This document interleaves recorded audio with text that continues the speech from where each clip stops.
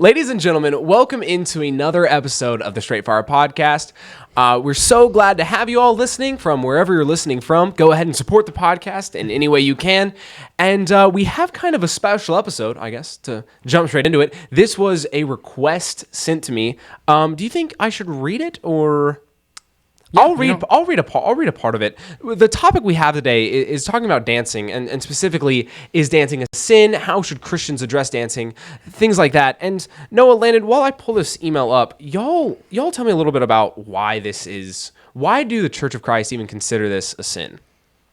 Well, I think this is a really good topic to talk about first off, with prom being right around the corner.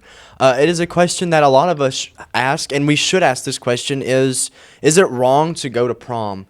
Is it wrong to dance? And I'm going to preface this with the kind of dancing we're going to be talking about. Because when you say, well, we believe that dancing is a sin, you're going to be like, really? Like, all dancing? Get off Fortnite. Right, yeah. Like, can't do the gritty anymore? No, and I think there are some kinds of dancing that there is nothing wrong with, like tap dancing or something like that. Or even a married couple in the privacy of their own home choosing to dance. I believe that is fine, but what the kind of dancing we're talking about is the kind of scene that you would see something like at prom. And, we start off by asking why, or is it wrong to do this? Is it wrong to dance? Is it wrong to go to prom? And I just wanted to start with, I think this is a really good thing to talk about because it is something we need to ask because it's kind of a rite of passage for teenagers to go to prom. So we have to ask the question, is it wrong? Yeah, and it's good for us to have an answer to this because, it's not something we really think about. Like, I know growing up homeschooled, I didn't think a lot about, well, do I need to have an answer for dancing? But it is something that real people have real struggles with because I know this is such a big deal for public schoolers and just anyone in general. You don't want to feel left out, So it's such a big deal to get to participate in it or to have scriptural reasons to not participate in it. Because if you don't have those scriptural reasons, you're much more likely to cave in when the time comes, when you're peer pressured to go to this thing. Yeah, I mean, it's just become a massive part of our own culture, right? Yeah. Going to prom is just like going to, I don't know, another big event. It's a rite of passage. Yeah, again, I guess I was trying to think of something else that we all do, but it's like graduating really high school. Is. Yeah, it's just something you always do. It's expected that it will always be done, and it is very, very weird and I imagine awkward when you have to tell people that you can't go to prom. I mean, Landon, I'm sure some girls asked you to a prom. I know it's happened. I've had a dude ask me why I don't go to prom. Okay, that's close enough. Close enough. I mean, I've never had a girl ask me that. But yeah, wow, I really imagined you would. But anyway, okay. Let me pull up the email. It was sent in by a girl. That's all I'm gonna say. Sent in by a girl. And I'm just gonna read a part for you here. I had a suggestion for a topic, and this would be school dances. I personally have never gone to one because I'm homeschooled. So are we. Join the club. Yeah, hey, homeschool strong, baby. But if I did attend a traditional school, I would choose not to attend because of what I have been taught on the subject.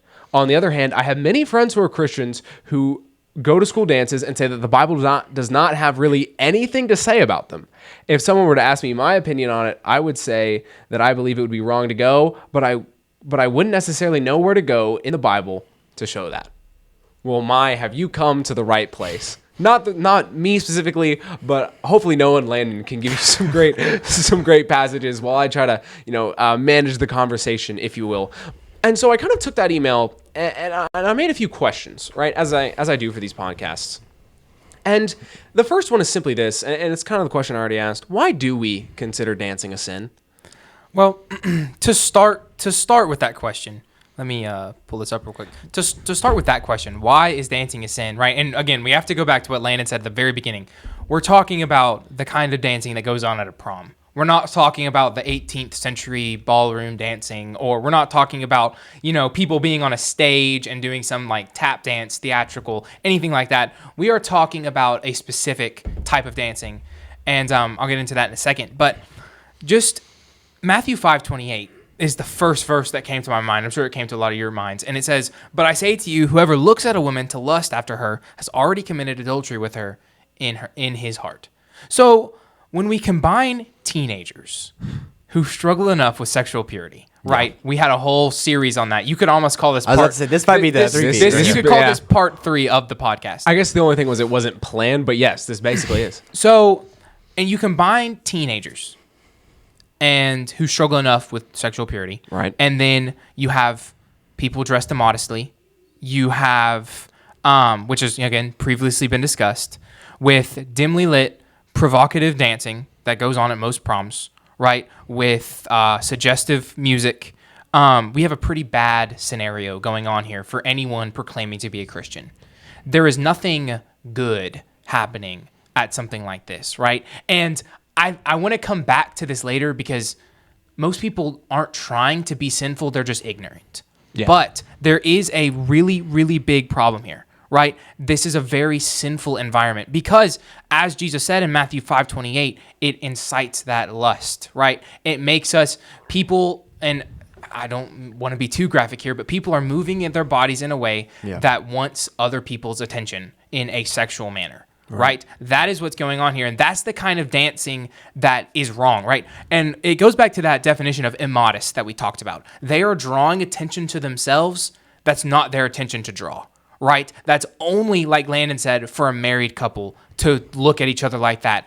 And when the rush is happening, that teenagers, they're all together, they're having fun, they're partying, and they're excited. It's dimly lit, not many chaperones, not anything goes, but there aren't too many rules.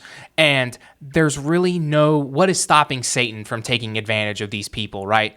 And it is just a terrible environment to be in. And dancing is one of the key problems with it, right? It is that immodest attention that you're drawing to yourself. I think you painted the picture that I wanted us to paint. Is it's not just the dancing that's the problem. It's an atmosphere that our culture has built for this dance. You have a dim lit room. You have songs with very suggestive lyrics, almost like they're trying to push you towards doing something that you should only save for marriage. You have immodest dressing, and more often than not, drinking becomes part of the problem. So, I mean, you have an atmosphere that surrounds this that you just know is wrong. But, a lot of people's responses, and I've heard this in response to prom, talking about prom, is that our prom isn't like that. Maybe you go to like a private school where they have a prom where we only have clean songs and the lights are on, but you still have the problem and everybody dresses modestly. Number one, I think that's very hard to control the environment. Yeah. But you still have the problem with the kind of dancing that you're wanting the teenagers to indulge themselves in. And the two verses that immediately came to my mind were these.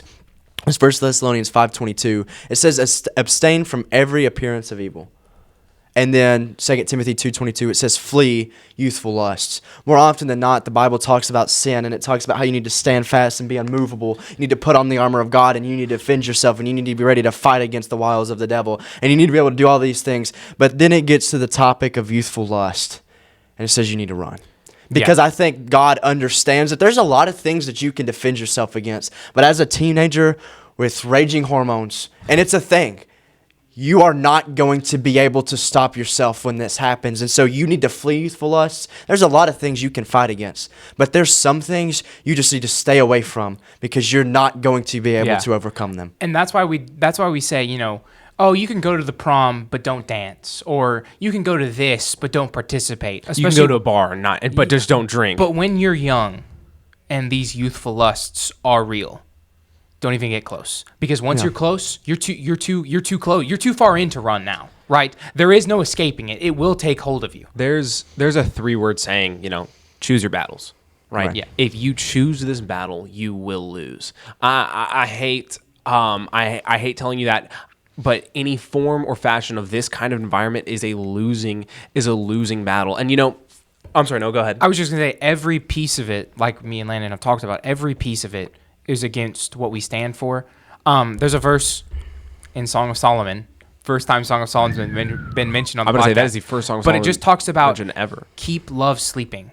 Don't arouse it, right? And this does everything to arouse that type of love. The entire environment, I think I was going to say that earlier, the entire environment is meant to arouse you, right? Yes. And in a way that, again, let it lie. It's for later. It's not for now. these teenagers, they don't need to be thinking about anything like that right now. And, I think of like the way we have a great example of this in scripture of the way this affected someone's mind, right? I believe it was Herod.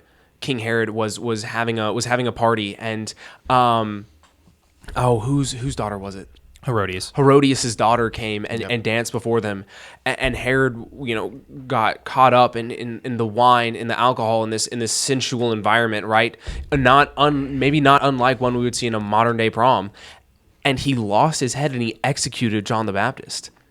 He dug himself in so deep of a hole because of the lust he had for this woman that he lost whatever reason he had. He said, "I will give you anything up to half the kingdom." And when she asked for a man's head, he looked at those around him and he knew that he was too far gone at this point, and he executed John the Baptist. So when you're looking for examples in scripture of why don't we go to places like the prom, why don't we indulge in these things, it's because of the way it is almost like alcohol, where you lose your sense to reason, right? These things come in and affect your mind in a way that causes you to lose sense of reality and causes you to lose sense of objective right and wrong. Would you all agree? Yeah, I was just going to say that account's taken from Mark 6. And, verses 19 and 20 are really interesting. It says, "Therefore Herodias held it against him and wanted to kill him, but she could not. For Herod feared John, knowing that he was a just and holy man, and he protected him. And when he heard him, he did many things and heard him gladly."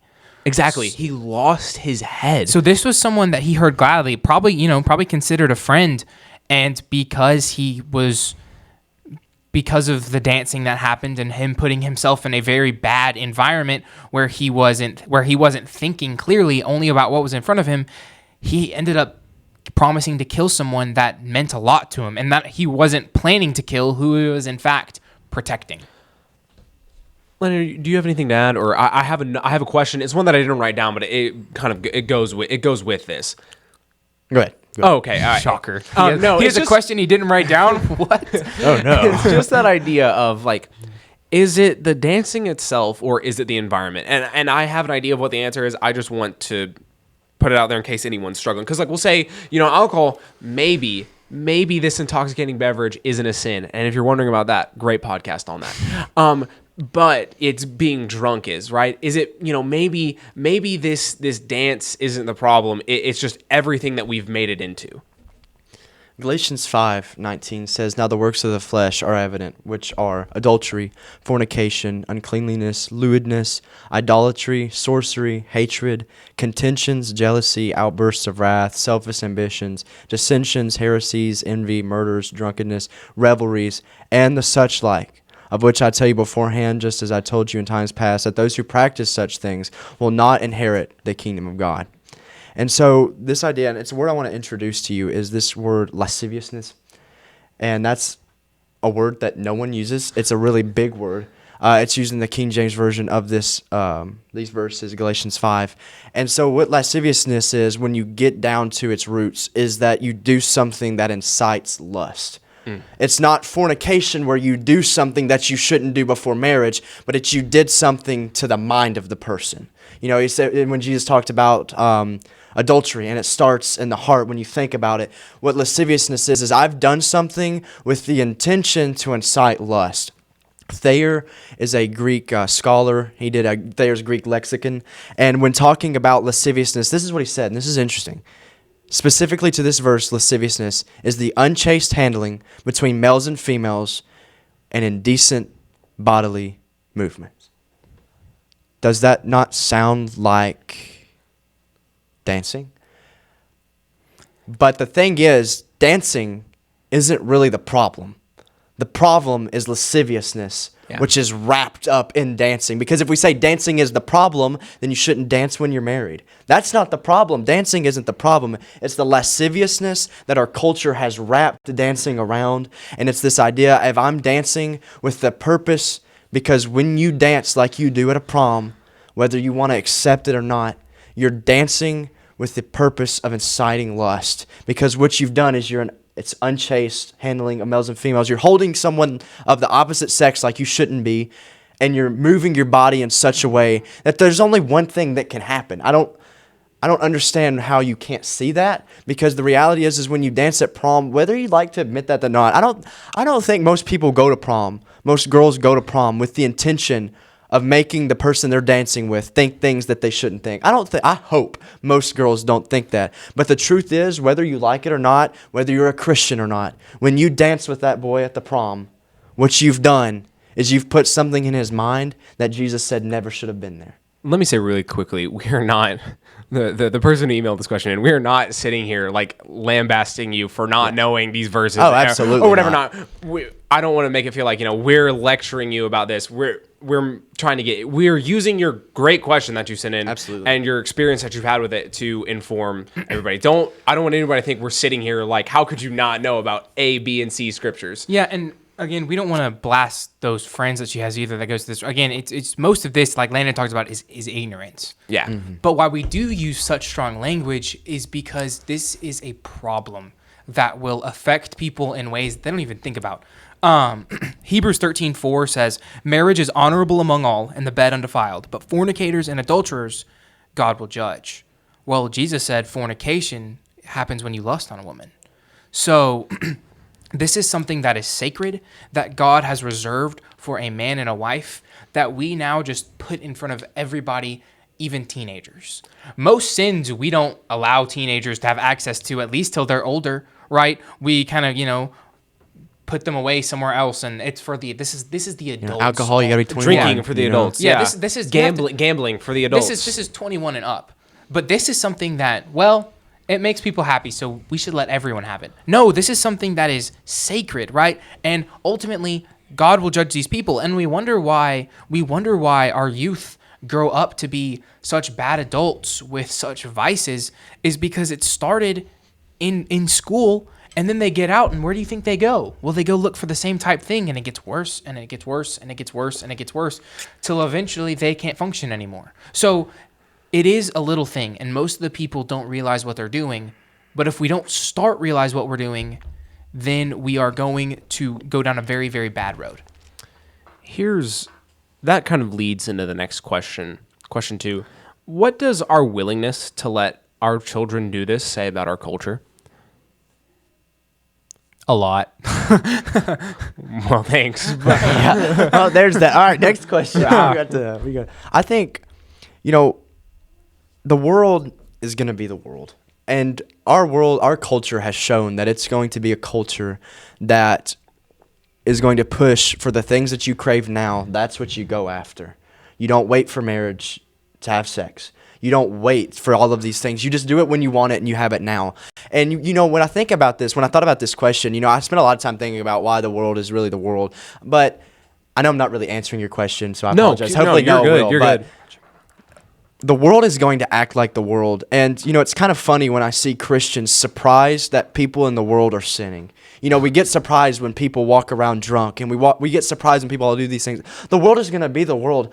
This sounds bad, but we shouldn't expect anything less because they don't know better. Yeah, or maybe they do course. and are choosing not to. I think an important thing to think about this is our willingness to let our children do this. What does this say about the church? Because there are a lot of Christian families, Christian fathers and mothers who are allowing their daughters and sons to go participate, there's the word, I almost lost it, participate in an activity that genuinely nothing good can come from. Philippians 4:8 says to think on pure things, true things, noble things. You are not going to be able to think on those types of things in the environment that you're sending your kids into. You're basically setting them up for failure because nothing good is going to come from me going to the prom. And so when I think about this question, it is true that it shows the kind of culture that we live in and the nasty environment that we've created for ourselves. But likewise, the environment, what this shows about the church and the fact that so many Christian families, and I can think of almost a 50-50 split between Christian families that allow their kids and don't, which usually split between the public schoolers and the homeschoolers because we're homeschooled and we don't have a prom. And so even some of the ones that don't have their kids going to prom, it's just because you're homeschooled and you don't have one to go to. And so it's what happens to the culture of the church that we would find it okay to send our kids into an environment that quite literally sets them up for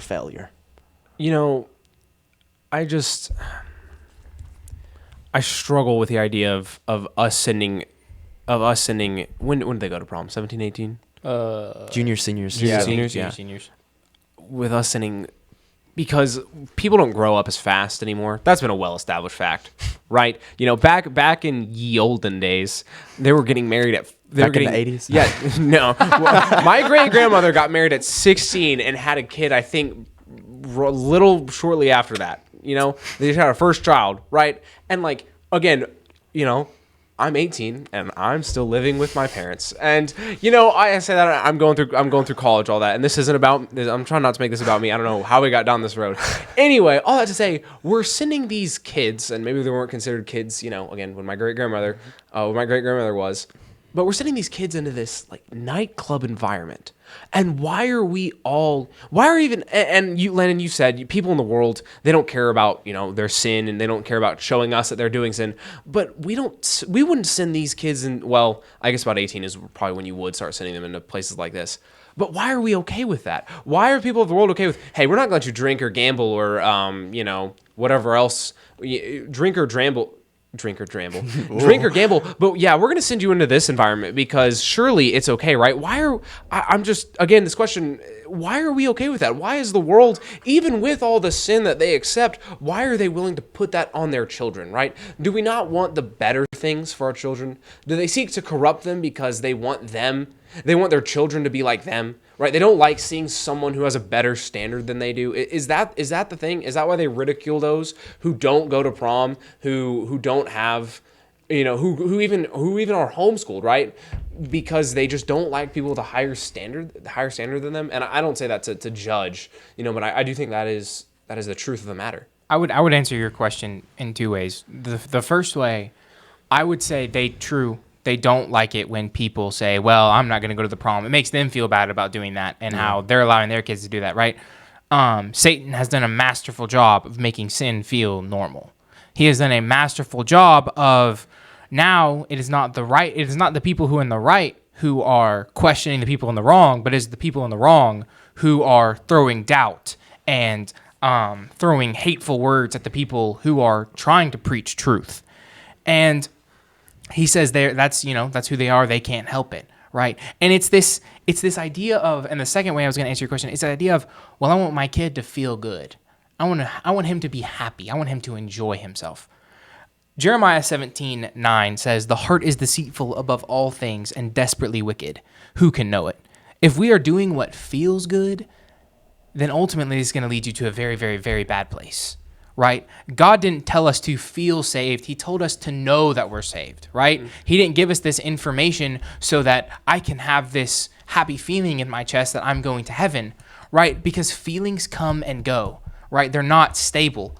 Jesus said we need to know that we're saved. We need to know his words. Not that we feel his words, but we know his words.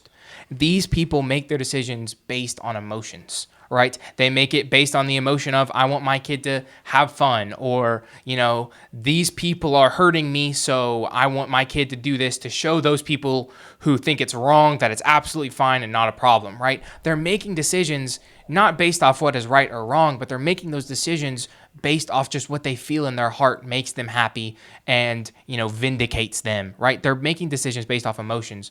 And Jeremiah says the heart is desperately wicked and no one can know it. Landon, would you disagree with that? I agree. I'm still waiting for the one day that Landon says, no, I disagree with that, actually. I disagree. Yeah, again, I'm still trying to wrap my mind around it, and it is something awful that I hate that we as a culture have to deal with, and we as a culture have to accept. That's all I have for this question. If y'all are all ready to move on to the third one. Yep. The third question is, how do we make people understand that this is a sin? Right, because Landon said at the start of the podcast, I had someone ask me why I don't go to prom. And yeah, you can say, well, the person who emailed in had this problem as well. She would say that it wasn't a sin, but we kind of struggle with that idea of where do we take them? Wait, she would say it wasn't a sin? Oh, I'm sorry. She said it was a sin. She said it was a sin, but she didn't know where to take them in the Bible to show that it was. And we've used verses. We've shown that, yes, the Bible does agree that this is a sin, but how do we get the people of the world to see that this really isn't the best thing for them or really their children. We talked about this already, but I would point down the road to look at what this type of behavior leads to.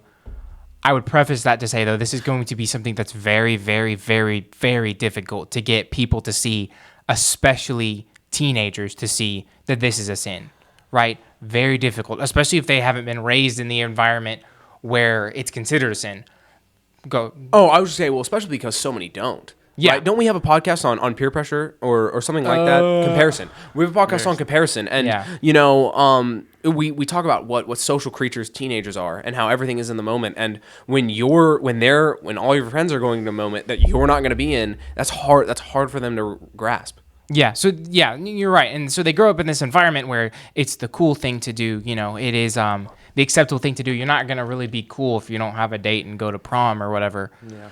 But when we talked about Herod making this bad decision, convincing them that this thing that makes them so pleasurable and that is so pleasurable and makes them happy is wrong is going to be extremely difficult. So I would tell the person who commented, don't beat yourself up if you can't, because they're kind of what has commonly been referred to, at least between us three, as the cloud. They are in this space of their emotions are completely controlling their actions. And it's a space that is made for marriage. So when people are first married and things are difficult and hard, they still have their emotions and this commitment that keeps them together. But when you use that aspect on teenagers, it means they are not really willing to give up what makes them happy, right? They're not really willing to step out of this environment unless maybe now, especially if you have friends who are in the church and they believe the Bible is God's word, I would take them to these verses. But if you have friends who don't believe the Bible, convincing them that this is a sin is going to be difficult. The one way that I could think of how I would do that is I would talk about the consequences of what this type of behavior will lead to. This type of behavior you'll never have a stable marriage, because you'll always be looking for that next thrill. You'll always be looking for that next person to relive your prom night with, right? You won't raise a good family. We talked today in church about families and how a lot of unstable families, well, a lot of the kids end up in jail because they don't have a good, solid family, right? So there is so many problems that start with this little seed of, well, I want to be happy and I don't care how I get it, right? So just make them think about the consequences of their actions a little bit. Maybe it won't affect them right then, but the next time, maybe when they're doing something that they might shouldn't, they'll consider it, and maybe they'll change. Maybe they'll change and they'll turn around. But that's how I would go about it. But again, it's going to be very, very difficult. Would you try a similar strategy, Landon, or maybe go about it another way? Or I would start with that, because if you can appeal to like I said I feel like I said this in the last podcast. If you can appeal to their common sense, like with drinking, if you can stop it with the common sense of why you shouldn't do this, just don't. But I have some statistics. I just want you to listen to these things. Starting with this, I looked up the predicted prom songs for 2025. I would not encourage you to look at the lyrics of any of these songs. Yeah. Oh, I'm sorry. Go ahead. I was just remembering my dad. Yeah. Well, I said go ahead, and then but go ahead. My dad told me a story of like he got asked to chaperone for prom, and he didn't do it, but he did look at some of the lyrics of these songs because I think he preached a sermon, and he was like, it was awful. Honestly, the first 4 on the list have vulgar language in them, so I can't even read those. But you have 24 Karat Magic by Bruno Mars, which is a very vulgar song. Yeah. You have songs like Bad Habits by Ed Sheeran, which talks about doing things with women that you shouldn't do before marriage. And you've got a list of songs talking about things that you shouldn't do, and ironically, it's the very things most kids end up doing after prom night.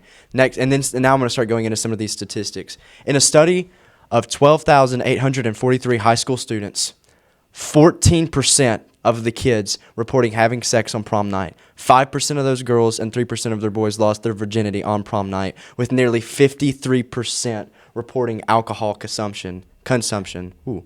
And that's just the reported ones. That's the reported ones. Yeah, that's the people who would admit to it. That's the people who admitted to it. So I'm sure there's a much bigger number who didn't. And then I looked into the alcohol thing because it got me thinking. And it says 1/3 of alcohol-related teen traffic fatalities occur during prom and graduation season. 1/3. Among teens who drink at prom, a significant percentage, about 54, consume 4 or more alcoholic beverages. And it just goes on to talk about how peer pressure is a leading factor in them doing that. And you talk about the things, and you talk about people in the world. And most people in the world are not going to think anything wrong with your kid having sex before marriage. But there's statistics that show that kids that do that are more likely to get a divorce, like you talked about. But that's not really something that affects their health. And I'm appealing to parents for this, because most teenagers are going to say, well, I'm not going to drink. Like, I know better than to do that, whether they're a Christian or not. Or I know better than to drink a lot. Right, I know better to drink a lot. Appealing to parents, listen, they don't. 1/3 of teenagers that die in a car accident happens after they leave prom. And it may not even be because they drunk. You may have a kid that's going to be able to go to prom somehow and listen to the lyrics, look at the immodest dress, deal with the temptation, and do all of these things. But at the end of the day, your kid might end up getting in a car to go home, and they might not come back home because you allowed them to be around people that are willing to put their life at risk. And so even if you're not a Christian, just think about what you're risking. I mean, you're risking everything. And is that something you're willing to risk for a cultural rite of passage? I hope not. I'll say this to come at it from yet another direction. It will be better when you wait. Save this act. Save it all. Save it all for marriage. I'm not saying you can't go around. You can't date. You can't date a girl, right? You We have a great podcast on dating. I'm not saying that you can't. I'm not saying that you can't have a girlfriend. Go on a date. Whatever. I'm not saying you have to old style court. You sit back to back. Right. That's not what I'm saying. But if you do that, that is completely up to you and your parents. So let me not cast judgment on that. But what I am saying is it will be infinitely better if you wait. God designed your body to react to this for a reason, right? This is not something of the devil that is not something that the devil made. It is something the devil commandeered. Let me say that. There is a reason that your body reacts, that your mind reacts the way it does when things like this happen. And it's for marriage, right? What Noah said, God gave these people this feeling because he wants them, this cloud feeling, because when they're married and times get hard, he wants that to ease them into this, right? Ease them into this long journey that marriage is supposed to be. Don't waste that feeling now on someone you're not going to be with for the rest of your life. I don't care if you plan on taking that girl to prom and then marrying her the day after. Okay, it is not worth it. It is worth it to wait. And that's all I have. I suppose I don't have a scripture to back it up. All I can do is point you to the Bible and say the Bible always talks about marriage in the best light, and it never says that anything intimate outside of marriage is okay. Yeah, and again, just to summarize, because I know they wanted some pretty, not specific stuff, but they wanted, reasons. Just remember that this incites lust, which is adultery. These acts that are committed are lewdness, which is a sin. So there are biblical scriptures that show this is sinful to be at or to participate in stuff like this. I would agree. Landon, would you add anything? Would you add any encouragement for this person and for those listening before we sign off? Oh yeah, no. I mean, everything we've said has been good. Just remember, dancing isn't the problem; it's lasciviousness that is. Right. And like you said, there's so much beauty in what is to come with marriage, and don't waste that because you want it now. There's a reason God set things up the way He did, and it's always because it's better for us. So wait. And you may be made fun of by your friends, and you may be mocked. Jesus was mocked by His brothers for not being like everyone else because He was teaching that He was the Christ. Realize that as a Christian, things are going to be hard, and we're going to have to give up things that our society views as important. And it's going to make us look weird, and it's going to make us look odd. But the truth is, our spiritual life is much more important than physical happiness. Yeah, I just wanted to add one thing really quickly before we closed. These people, as much as they might profess to care about you and want your happiness, and some of them genuinely have experienced this, and they want you to experience the same thing because it makes them happy. People want to share in that experience of feeling. Trust God. Trust God. Trust God that He knows what He's doing when He designed us. Trust God that He knows what He's doing. That He knows what He's doing when He told us to wait. Trust Him. God ultimately. None of your friends have ever died for you. God did. God promised you the best life. I was reading this morning how if God did not spare His own Son, how will He spare us any other blessings that we ask for? If you wait and pray, then all these things will be added unto you. But seek God first. Seek the kingdom first, and everything will work out. I agree. Amen. That is going to wrap up the Straight Fire Podcast, this episode of the Straight Fire Podcast, excuse me. We hope that it has enlightened you and informed you on the questions that you've had. Thank you so much to the person, and I don't want to say their name. Thank you so much for emailing in this question. It was a great topic idea and at a really good time. If you have any topic ideas that you want to send us, we are more than happy to look over them. I can't promise that we'll get to them, the week that you send it, but I can promise they will absolutely be considered. They will always be brought before the group, and we will always discuss them. So please, just if you have any ideas, send them to us. We love to hear y'all's feedback, y'all's ideas, y'all's suggestions. Thank you so much for the support that you have given this podcast and on all of our various platforms that I don't have the list with me at the moment, but just y'all's support has been incredible. It makes this even more of a joy to do. We hope that you have enjoyed this episode. We hope that you'll share it with someone who needs it, and we will see you guys next week.